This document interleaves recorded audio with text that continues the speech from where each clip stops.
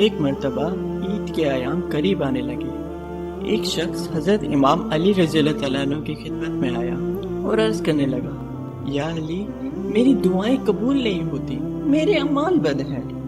تو امام علی رضی اللہ تعالیٰ عنہ نے فرمایا، اے شخص، میں نے اللہ کے رسول سے سنا کہ جو انسان عید کا چاند دیکھ کے سورہ فاتحہ پڑھے اور جو بھی دعا مانگے، اللہ وہ دعا رد نہیں کرتا، کیونکہ عید کا چاند مومن کے لیے خوشی کی نشانی ہے، کیونکہ اللہ نے عید کے چاند کو زمین والوں کے لیے نعمت بنا کے بھیجا۔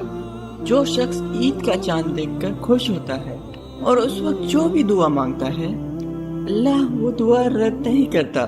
تو اس شخص نے کہا، یا علی، اگر کوئی انسان عید کا چاند دیکھ نہ پائے تو وہ کیا کرے؟ تو امام علی رضی اللہ تعالیٰ عنہ نے فرمایا، جس وقت وہ عید کا چاند قریب آنے کی خبر سنے، اس وقت فوراً سورہ فاتحہ پڑھ کے دعا مانگے، یقیناً اللہ وہ دعا قبول کرے گا۔